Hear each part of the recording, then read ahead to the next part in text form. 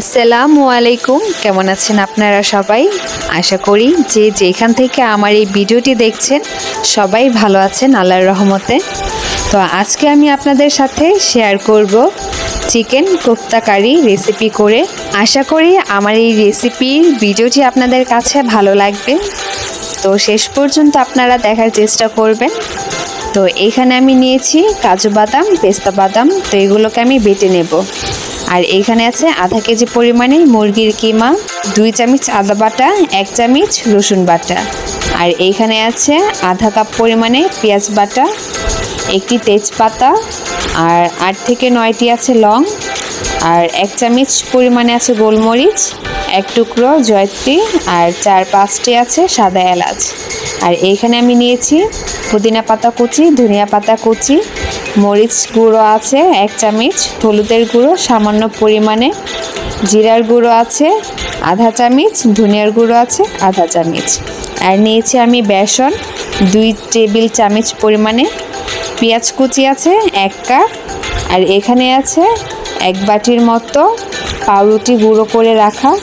আর এখানে আমি বাদাম বেটে নিয়েছি, ওইটা আমি রান্না করার জন্য। আর এখানে আছে 2 টেবিল চামচ পরিমাণে আদা বাটা, 1 টেবিল চামচ পরিমাণে রসুন বাটা, আর 2 টেবিল চামচ পরিমাণে বাদাম বাটা। তো এইটা আমি মুরগির সাথে ভালো মতো মিশিয়ে নেব।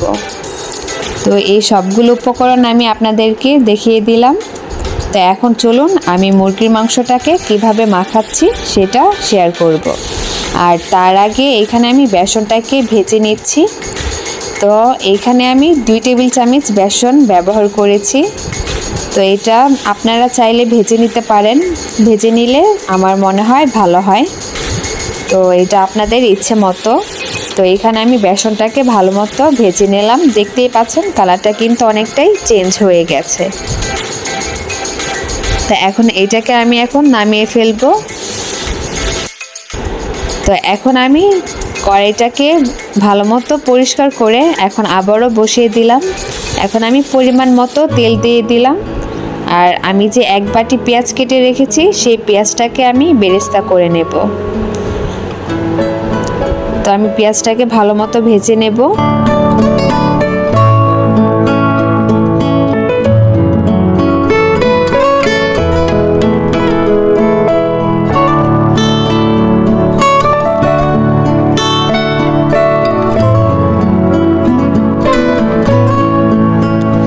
পেঁয়াজের কালারটা কিন্তু চেঞ্জ হয়ে গেছে, তো অনেকটাই নরম হয়ে গেছে পেঁয়াজটা।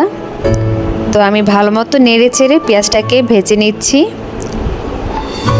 তো আমি ঘন ঘন করে নেড়ে দেব যেন পুড়ে না যায়।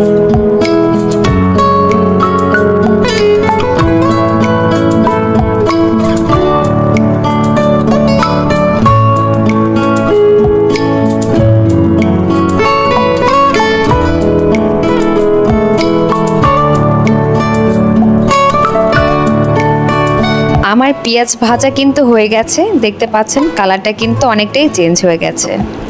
তো এখন আমি পেঁয়াজটাকে নামিয়ে ফেলবো। তার জন্য এখন আমি তেল থেকে পেঁয়াজটাকে এক সাইড করে নেব। তো এই পেঁয়াজ বেরেস্তা দিয়ে কিন্তু আমি এই মুরগির মাংসটাকে মাখাচ্ছি। তো এইটার ভিডিওটা আমার রেকর্ড হয়নি, কেটে গেছে। তো এখানে আমি মুরগির মাংসের মধ্যে পেঁয়াজ বেরেস্তা দিয়েছি, পাউরুটি দিয়েছি, তারপরে হলুদ, মরিচ, জিরা, ধনিয়ার গুঁড়ো দিয়ে দিয়েছি, ধনিয়া পাতা কুচি, পুদিনা পাতা কুচি।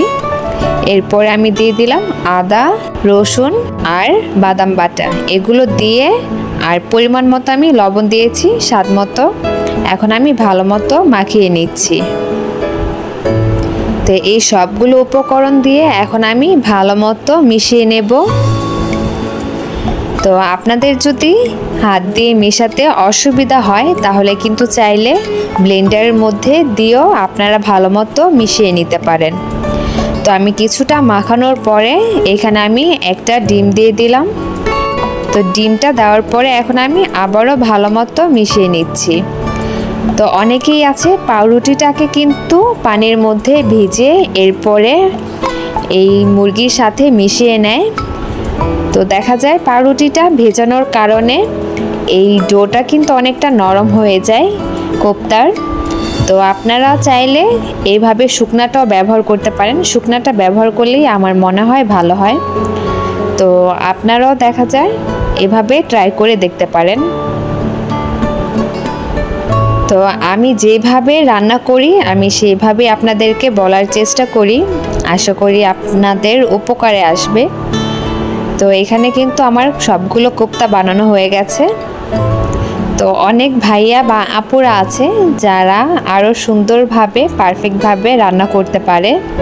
তো আমি যেভাবে রান্না করি আমি চেষ্টা করি আপনাদের সাথে সেভাবেই বলার। তো আশা করি যদি আমার এই রান্নার রেসিপি আপনাদের কাছে ভালো লেগে থাকে তাহলে প্লিজ একটি লাইক দিয়ে দেবেন। তো আমি এই কোপ্তাগুলোকে এখন ফ্রিজের মধ্যে রেখে দেব কিছু সময়ের জন্য, একটু সেট হওয়ার জন্য। তো না চাইলে আপনারা নাও রাখতে পারেন, এটা আপনাদের ইচ্ছে অনুযায়ী। তো এখন আমি রান্না করার জন্য আমি অল্প পরিমাণে পেঁয়াজ কুচি দিয়ে দিলাম তেলটা গরম করে। এর মধ্যে এখন আমি যে শুকনো মশলাগুলো আছে সেগুলো এক এক করে দিয়ে দিচ্ছি।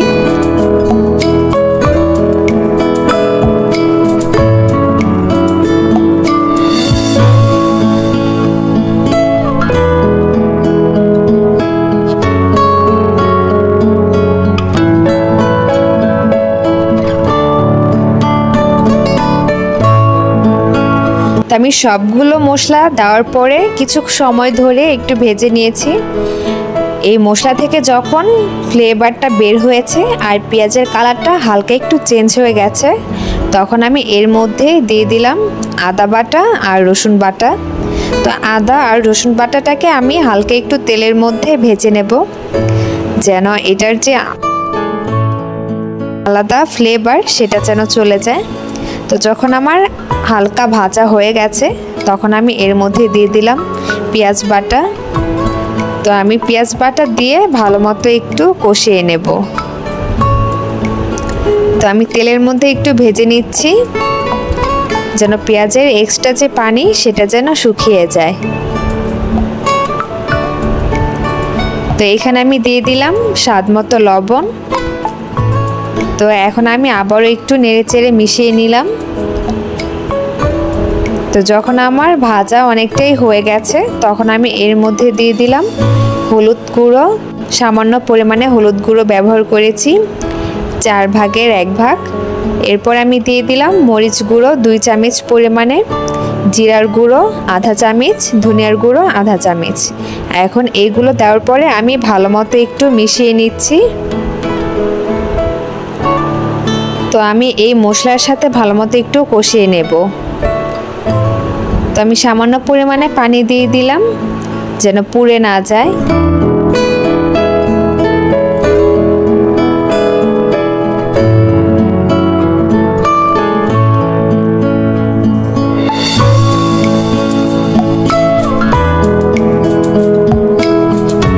আমি কিছুক্ষণ কষিয়ে নিলাম। তো কষানো যখন হয়ে গেছে তখন আমি এর মধ্যে দিয়ে দিলাম সবগুলো বাদাম বাটা। তো এই বাদাম বাটা দিয়ে আমি আবারও অল্প সময় ধরে একটু কষিয়ে নেব। এই বাদাম বাটাটা দিলে কিন্তু এই কোপ্তার টেস্টটাই কিন্তু অন্যরকম হয়ে যায়। তো আপনারা যদি রান্না করেন তাহলে চেষ্টা করবেন এই বাদাম বাটাটা ব্যবহার করার জন্য, দিলে ভালো লাগবে। আর যদি না চান তাহলে আপনারা সামান্য পরিমাণে দুধ দিয়ে চিনি দিয়েও ব্যবহার করতে পারেন। তো এখন আমি ভালো মতো একটু মিশিয়ে নিলাম। ঢাকনা দিয়ে ঢেকে রেখে দেব কিছু সময়ের জন্য। আর বারবার আমি কিন্তু ঢাকনা উঠিয়ে নেড়েচেড়ে দিয়েছি এর মধ্যে। এই পর্যন্ত আমার ভিডিওটি যারা ধৈর্য সহকারে দেখে এসেছেন তাদেরকে অসংখ্য ধন্যবাদ। আমি আশা করি যারা এই পর্যন্ত আমার ভিডিওটি দেখেছেন তারা শেষ পর্যন্ত দেখবেন। আর আমার ভিডিও যদি আপনাদের কাছে ভালো লেগে থাকে তাহলে প্লিজ নিচে যেই সাবস্ক্রাইব বাটনটি আছে তো সেটা ক্লিক করে দেবেন আর পাশের বেল আইকনটিও আপনারা বাজিয়ে দেবেন। তাহলে কিন্তু আমার পরবর্তী ভিডিওটি আপনাদের কাছে পৌঁছে যাবে। তো আপনারা বুঝতে পারবেন আমার ভিডিওটি কখন যাচ্ছে। তো এখন আমি পানি দিয়ে দিলাম পরিমাণ মতো। তো পানি দিয়ে এরপরে কিন্তু আমি উপর থেকে সব মশলাগুলোকে আমি উঠিয়ে নিয়েছি যেন খাবারের সময় এগুলো মুখে না লাগে। তো আমি সবগুলো মশলা কিন্তু এক এক করে উঠিয়ে নিয়েছি। তো যখন পানিটা বলক চলে এসেছে তখন আমি এই কোপ্তাগুলোকে ফ্রিজ থেকে বের করে দিয়ে দিচ্ছি। তো আমি যেহেতু অল্প সময়ের জন্য কোপ্তাগুলো ফ্রিজে রেখেছিলাম সেজন্য আমি ডিপের মধ্যে রেখেছি। যদি আপনারা অনেকক্ষণ ধরে যদি রাখেন তাহলে নর্মাল ফ্রিজে রেখে দেবেন যেন বরফ না হয়ে যায়। আর যদি চান আপনারা এটা রেখে কিছুদিন পরে রান্না করে খাবেন তাহলে কিন্তু আপনারা একটি ব্যাগের মধ্যে বা বক্সের মধ্যে ভরেও কিন্তু ডিপে রেখে অনেকদিন পরেও কিন্তু রান্না করে খেতে পারেন। সেইভাবেও কিন্তু আপনারা চাইলে পারেন। তো আমার সবগুলো কোপ্তা দেওয়া হয়ে গেছে। এখন আমি ঢাকনা দিয়ে ঢেকে দিলাম বলক চলে আসার জন্য। তো আমি চুলার হিটটা কিন্তু এই সময় বাড়িয়ে রেখেছি। তো অনেক আপুরাই আছে যারা আমার চাইতেও অনেক ভালো রান্না করতে পারেন। তো আমার রান্না করতে অনেক ভালো লাগে, সেজন্য আমি আমার এই রান্নাগুলো আপনাদের সাথে একটু শেয়ার করি। তো আমার ভালো লাগা থেকে আশা করি আপনাদের কাছে ভালো লাগবে। আর আমার কথার মধ্যে যদি কোনো ভুল হয়ে থাকে তাহলে অবশ্যই ক্ষমা সুন্দর দৃষ্টিতে দেখবেন। তো আমি ঢাকনা উঠিয়ে মাঝে মাঝে কিন্তু একটু নেড়ে চেড়ে দিচ্ছি যেন নিচে লেগে না যায়।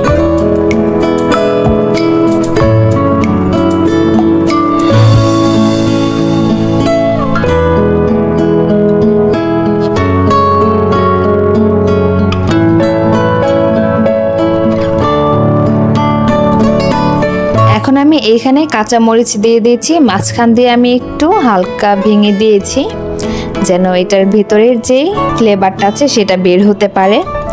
তো ঝাল কিন্তু আপনারা চাইলে আপনাদের পছন্দ অনুযায়ী দিতে পারেন। যে বেশি খেতে চান সে কিন্তু একটু বাড়িয়ে বা কমিয়ে দিতে পারেন। তো আমি একটু টেস্ট করে দেখলাম যেন সব কিছু ঠিক আছে কিনা। তো আমার সব কিছুই ঠিক আছে, আর কোনো কিছু দেওয়ার প্রয়োজন হবে না। তো ঝোলটা যখন আরেকটু ঘন হয়ে যাবে তখন কিন্তু আমি এটা নামিয়ে ফেলবো। তো আমার কিন্তু অনেকটাই হয়ে গেছে।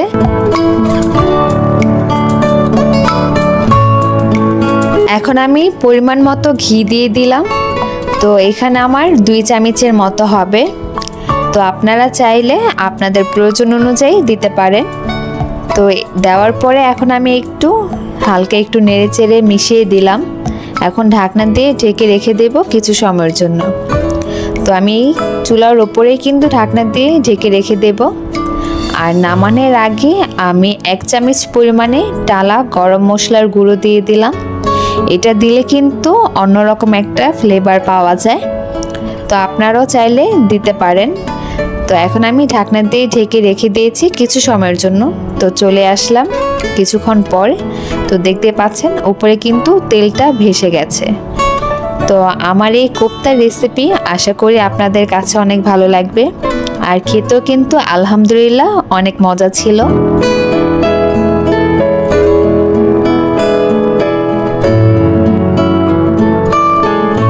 তা আমি আপনাদেরকে এক পিস একটু কেটে দেখাচ্ছি যে ভেতরটা কেমন হয়েছে। আর ঝোলটাও কিন্তু ঘন হয়েছে। তো আপনারা যদি আরেকটু ঘন খেতে চান তাহলে ঝোলটা আরেকটু শুকিয়ে নিতে পারেন। তো ভালো থাকবেন সবাই। আল্লাহ হাফেজ। আসসালামু আলাইকুম।